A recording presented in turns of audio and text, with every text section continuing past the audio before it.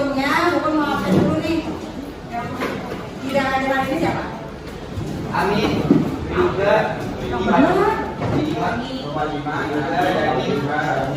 Ya baik, hari ini berarti kita mendiskusikan tentang dampak-dampak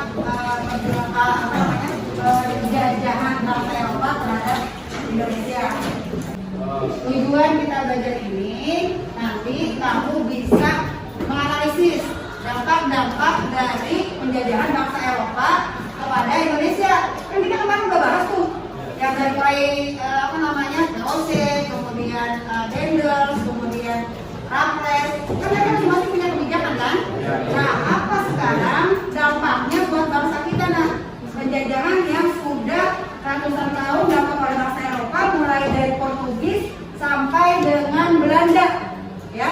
Nah, itu kita bahas ya nanti, kita analisis, kemudian kamu bisa nanti minimal menyebutkan, ya, kemudian menjelaskan apa sih dampak-dampak yang terjadi ketika mereka berpuasa di tanah air kita, ya, seperti itu. Nah, kemudian nanti akan ada evaluasi, ya, ada evaluasi lah, mungkin, ya, mengenai apa yang sudah kita bahas sekarang.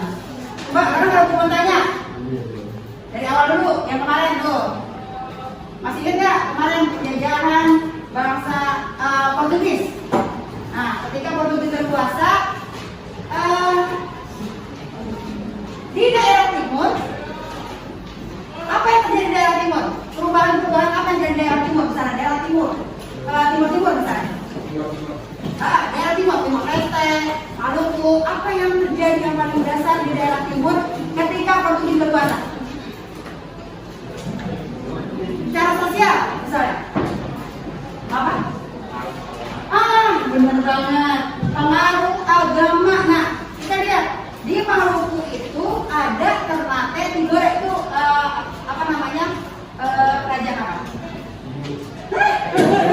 Indo, kita udah lewat itu. Aduh, kerajaan Indo tidak sampai ke daerah timur. Ingat, Hindu itu hanya berkembang di Jawa, Sumatera, dan sebagian Kalimantan, di Kutai, ya, Hindu Buddha lah ya secara umum, ya, Bali, ya kan ada daerah Jawa, ya. Nah, Hindu tidak bisa berkembang di daerah timur, ya. Nah, kemudian yang bisa berkembang sampai dari ujung barat sampai timur adalah agama apa? Agama Islam. Ternate Tidore itu beragama Islam, Kesultanan. Nah, ketika Portugis masuk, baru berubah. Nah, bagus banget dari jawabannya. Ada faktor agama yang berubah karena langsung, ya. World Gospel, salah satunya itu mempengaruhi agama. Oke, itu ada salah satunya. Nanti kita bahas lagi. Karena kalian dulu pernah membagi 8 kelompok berdasarkan yang perlawanan kemarin. Silakan kalian duduk menurut kelompoknya masing-masing. Ayo, nomor 1 kumpul, nomor 2 kumpul, kelompoknya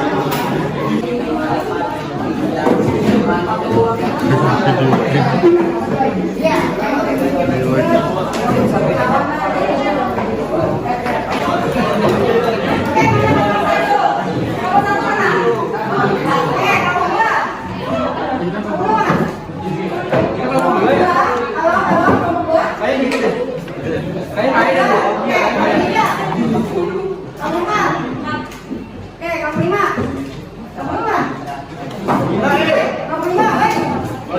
Lima.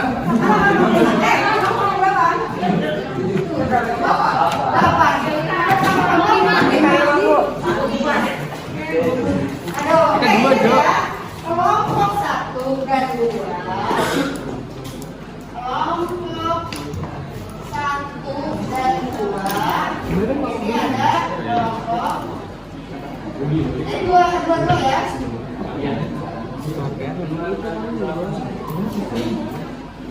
Ini membahas tentang politik, ya. Ya, dampaknya apa terhadap politik dan pemerintahan Indonesia? Di Nusantara?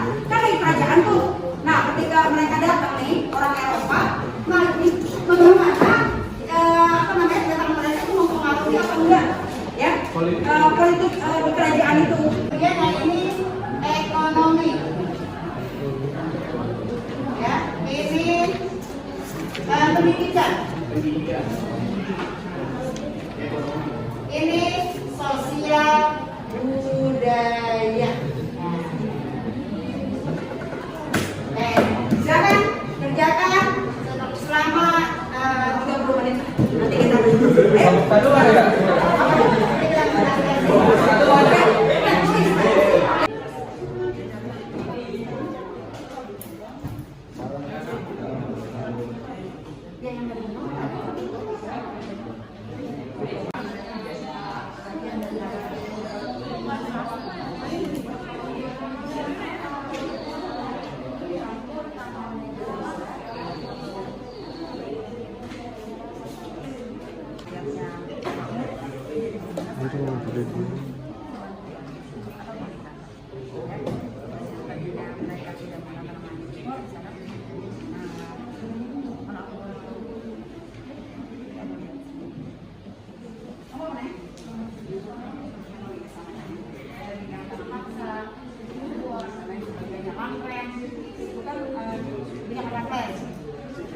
Lanpres.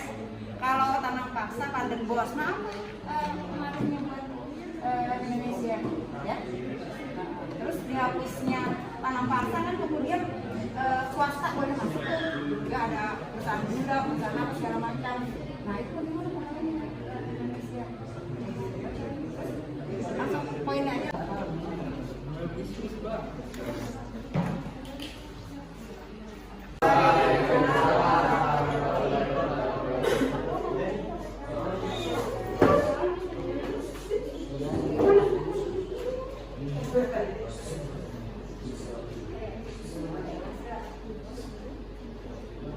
Saya akan menjelaskan tentang dampak politik dari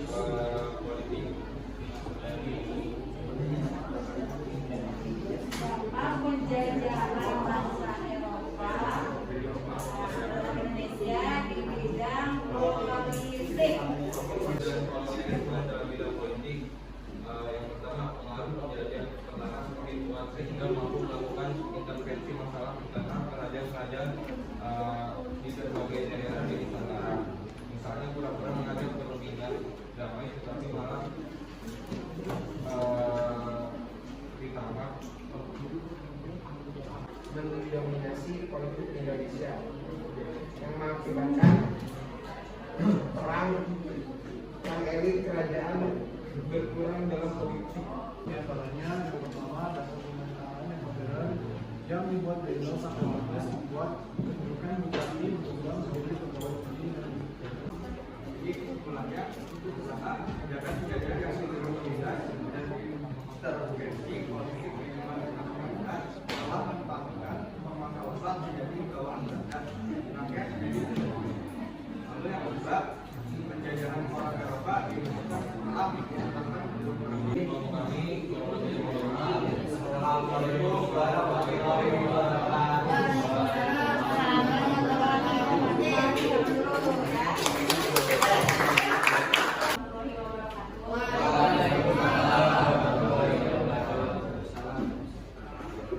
Tanah-tanah milik raja berubah statusnya menjadi tanah milik pemerintah kolonial.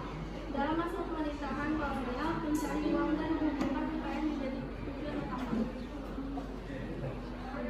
Pada masa Raffles terjadi perubahan sistem kepemilikan tanah dari tanah raja dan penguasa lokal ke pemerintah. Ini berarti pemerintah mempunyai kewenangan untuk menyewaan tanah. Adanya penyewaan tanah ini berarti pemerintah mendapatkan pajak tanah dan kas pemerintah. Yang dirasakan rakyat dalam kolonial adalah dikenalnya mata uang. Oleh Raffles ketika menjalankan kebijakan kolonial. Kemudian rakyat Indonesia juga dikenalkan dengan uang kertas dan logam. Yang kemudian mendorong munculnya bank modern di Hindia Belanda seperti BCA Bank yang berdiri sejak tahun pada 1828. Selain itu, dampak positif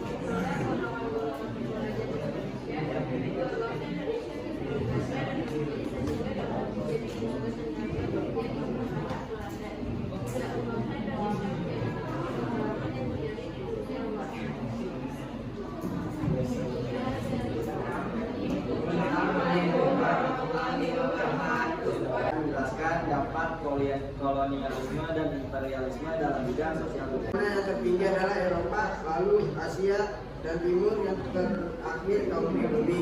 Yang keenam, adanya penindasan dan pemerasan secara kejam tradisi yang dimiliki oleh bangsa Indonesia seperti upacara dan tata cara yang berlaku dalam lingkungan istana menjadi sangat sederhana, bahkan cenderung dihilangkan. Tradisi tersebut secara perlahan-lahan digantikan oleh tradisi pemerintah Belanda. Yang ketujuh, daerah Indonesia terisolasi di laut sehingga kehidupan berkembang ke pedalaman. Mereka menggantinya dengan tradisi pemerintahan Belanda. Kebiasaan pemerintah kolonial menggunakan bahasa Belanda, di sisi lain membawa pengaruh tersendiri.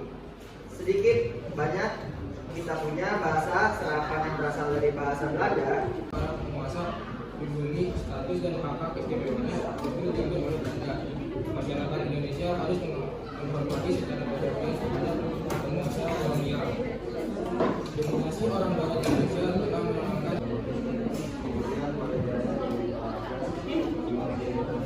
sejarah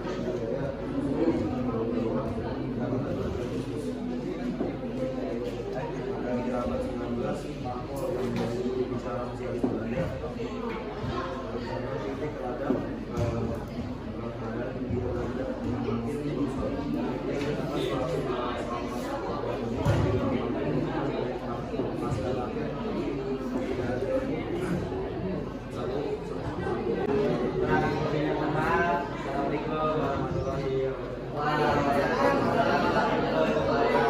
Baik ya, ini berarti nanti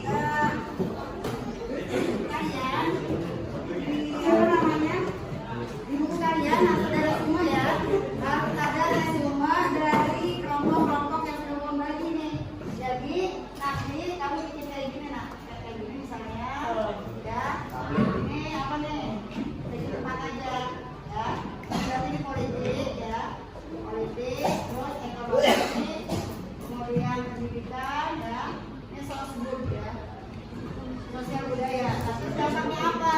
Misalnya, dari sini ya, dari yang kalian tadi apa namanya presentasikan, ini Bon ambil beberapa ya, nanti ditambahkan karena kan Bon cuma kira-kira.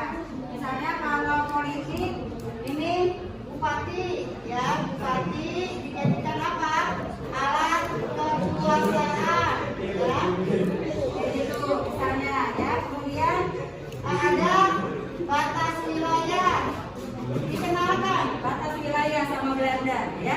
Dulu kita nggak ada batas wilayah, orang main ya bangun apa kemudian bertani ya biasa-biasa aja. Tanah siapa aja, karena kan tanah lapar ya, nggak ada pemilikan dulu ya. Nah setelah ada mereka barulah ada batas wilayah biar lebih rapi ya. Kemudian misalnya ekonomi ya, ekonomi ini ada perdagangan bebas misalnya. Mereka pengen diriin perusahaan-perusahaan atau pabrik-pabrik ya.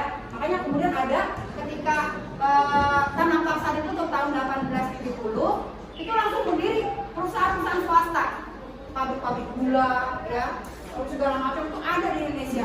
Ya. Oke, kemudian misalnya ada jalan, ayo jalan apa yang dibangun? Pertama apa?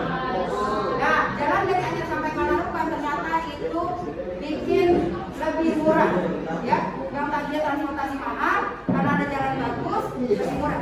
Lihat terjunnya, kita mau ke bawah, karena kita paling atas, nah. Paling atas zaman dulu lah, ini tahun 1500-an, 1600-an. Bagaimana jalan itu begitu berharga ya, sehingga kemudian kita dibuat jalan ini mempermudah dan buat apa namanya barang-barang itu lebih murah ya. Ada kereta api juga, dibangun kereta api nah pada saat itu rel kereta api yang tua-tua sekarang masih ada, itu mempermudah juga ya. Ada kereta api ya, sehingga kereta apinya bukan kereta api listrik, kereta api apa? Uap ya. Jadi kita masih kereta api uap. Kemudian untuk pekan depan berapa sih? Nanti Adi mau pindahin ke kelas IPS 1 loh. IPS berapa tuh yang mirip? Nah, IPS 3, ada kemarinnya Adi. Enggak, itu tuh. Nah, kalau belum mau pindahin nanti ke IPS 3. Oke, kita tutup ya. Itu pembelajaran kita hari ini. Pekan depan jangan lupa pelajaran yang pengaruhnya terhadap Indonesia lagi, tapi bagian yang lain. Oke, baca-baca, kemudian nanti Bobo tanyakan lagi atau besok bisa jadi kita ulang harian. Ya, oke? Ya, assalamualaikum warahmatullahi wabarakatuh. Waalaikumsalam warahmatullahi wabarakatuh.